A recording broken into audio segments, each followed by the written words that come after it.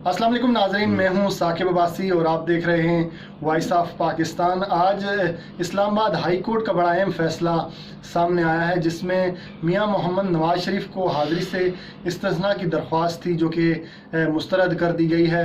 इसके साथ साथ वारंट गिरफ्तारी जारी कर दिए गए हैं। इस पूरे मामले के ऊपर बात करेंगे। मेरे साथ मौजूद हैं तैयब बलोच साहब, सीनियर जर्नलिस्ट हैं।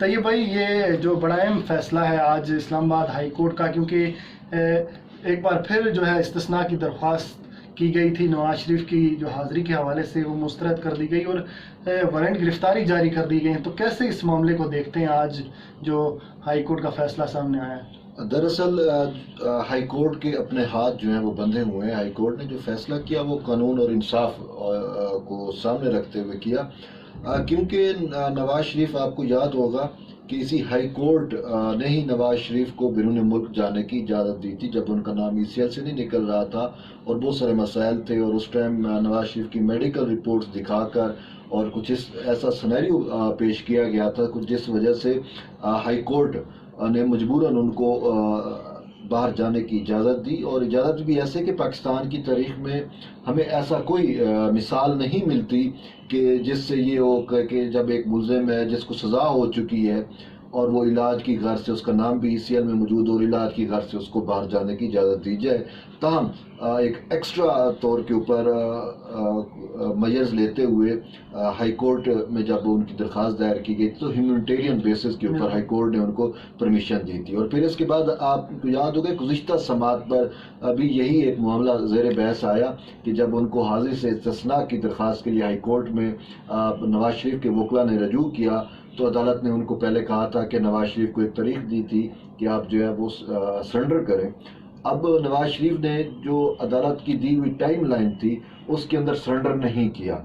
तो जब अदालत खुद, जिसने ज़मानत दी थी, जब वो मुलजिम को बुलाए और मुलजिम ना आए तो फिर अदालत के पास और कोई चारा नहीं होता मासिवाय इसके कि वो उसके नाकाबिल ज़मानत वारंट जारी करे। तो यही कुछ आज के केस में हुआ, क्योंकि नवाज शरीफ की दो अपीलें थी, एक एवनफील्ड रेफरेंस में थी और दूसरी जो है अल अज़ीज़िया में थी। इसके साथ साथ नैब की जानिब से भी दरख्वास्त दी गई थी जिसमें हाज़िरी से इस्तिस्ना की मुखालफत की गई थी और कहा गया था कि नवाज शरीफ को जो है वो उसके नाकाबिल ज़मानत वारंट जारी की जाए। तो अब नवाज शरीफ के नाकाबिल ज़मानत वारंट जो है वो जारी हो चुके हैं। लेकिन मसला यहाँ पे एक और आता है कि जब अदालत भी बुलाए और उसके नाकाबिल ज़मानत वारंट भी जारी हो चुके हों तो फिर क्या नवाज शरीफ वतन वापस आएंगे या नहीं आएंगे? इस सवाल से जस्टिस मोहसिन अख्तर कियानी के जो रिमार्क्स थे वो बड़े वाज़ेह थे। उन्होंने वाज़ेह तौर के ऊपर कहा कि हमें तो यही कहा गया कि नवाज शरीफ जो है वो उनकी अर्जेंट सर्जरी उन्होंने बिल्कुल, ये कहा गया, उनकी जो रिमार्क्स थे उसमें उन्होंने कहा कि कहा गया था कि उनकी सर्जरी होनी है, ना तो अभी तक सर्जरी हुई, ना वो एडमिट हुए, और प्लेटलेट्स की जो बात थी उसके ऊपर भी कोई पेशरफ नहीं। और इसके साथ साथ ये भी उनके रिमार्क्स थे कि क्या कोरोना की वजह से इसको डिले किया गया, इसके ऊपर भी कोई जो है रिपोर्ट जो नहीं पेश की गई। तो ये बड़े जो है उनके खिलाफ जाती हैं ये चीज़ें जो कि रिमार्क्स में शामिल थी। जी, दरअसल ये देखें कि नवाज शरीफ जो इस वक्त बैरून मुल्क यानी कि बरतानिया में मौजूद है और हम आए रोज़ उनकी तस्वीर जो है वो नेट पे वायरल भी होती हैं कि वो मज़े के साथ वॉक कर रहे हैं और कभी बड़ी लग्जरी गाड़ियों में घूम रहे हैं और इस तरह की तस्वीरें जो है। अब उससे इनसे ये एक चीज़ नज़र आती है कि नवाज शरीफ जो यहाँ से बीमारी की आड़ में बाहर गए थे, लेकिन उनका अभी तक इलाज क्यों नहीं हुआ? और यही जस्टिस मोहसिन अख्तर कियानी ने भी कहा कि क्या कौन सा ऐसा अस्पताल है, हमें बताएं, कि जो कोरोना की वजह से किसी मरीज को एडमिट नहीं कर रहा, उसका इलाज नहीं कर रहा। बेशक कोरोना आया, लेकिन जिन लोगों को जो दूसरे मर्ज में मुबतला थे उनके तो इलाज मुआलजे हो रहे हैं। तो ऐसा, क्योंकि इनकी जानिब से जो प्ली इख्तियार की गई थी कि कोरोना की वजह से नवाज शरीफ जो है वो अस्पताल में एडमिट नहीं हो सके थे। फिर इसके साथ साथ एक बड़ी बात हुई आज की अदालत के अंदर, आज की प्रोसीडिंग में उन्होंने ये कहा था कि आप हमें मेडिकल रिपोर्ट्स दिखाएं। जो मेडिकल रिपोर्ट्स दिखाई गई वो किसी अस्पताल नहीं थी, वो एक मेडिकल कंसल्टेंट या किसी डॉक्टर को आप पकड़ के तो उसे रिपोर्ट बना के भिजवा दें, तो वो ऐसा तो नहीं होगा। वो एक अस्पताल का एक अपनी एक रिपोर्ट होती है, जी ये मरीज़ हमारे पास ज़ेर इलाज है, इसको ये मसला है, इसको ये मसला है। तो ऐसी कोई रिपोर्ट अच्छा बलोच साहब, कैसे देखते हैं, क्योंकि अब 22 सितंबर की जो है नेक्स्ट हेयरिंग थी वो होनी है और उसमें जो है हाज़िरी से इस्तिस्ना नहीं दिया गया, नाकाबिल ज़मानत वारंट गिरफ्तारी जारी कर दिए गए हैं। आगे क्या होगा जब अगर मियां मोहम्मद नवाज शरीफ एक बार फिर नहीं पेश होते, या फिर उनके जो वकला आगे क्या इसके ऊपर जो है दलील पेश करेंगे? देखिए, कानूनी तौर पे अगर हम देखें तो नवाज शरीफ के लिए जो कानूनी पेचीदगियाँ हैं वो बढ़ती जा रही हैं। हम जबकि जब ये होता है कि जब आप ज़मानत पे होते हैं तो अदालत जब आपको बुलाती है तो आपको आना पड़ता है। ज़मानत का मकसद भी यही होता है कि आप अदालत को अंडरटेकिंग देते हैं कि जब भी आप हमें कॉल करेंगे हम आएंगे। आपको याद होगा कि अनवर मजीद का केस सुप्रीम कोर्ट में आया और उसमें अनवर मजीद की जानब से भी यही प्ली इख्तियार की गई थी, जो जेली बैंक अकाउंट केस में है, कि वो बहुत ज़्यादा अलील हैं, बीमार हैं और उनको इलाज मुआवजे की घर से बाहर जाने दिया जाए। तो सुप्रीम कोर्ट ने वाज़ेह किया कि इलाज मुआवजे की घर से अब हम किसी को बाहर नहीं जाने देंगे। पहले ही एक बंदा बाहर गया, वो वापस नहीं आ रहा। लेकिन जो आपने बताया कि आपने पूछा कि कानूनी तौर पे पेचीदगियाँ जो है वो ज़्यादा बढ़ती जाएंगी, जितनी भी समातें होंगी नवाज शरीफ के ऊपर उतना कानूनी बर्डन बढ़ता जाएगा कि वो उनको सरेंडर करना होगा।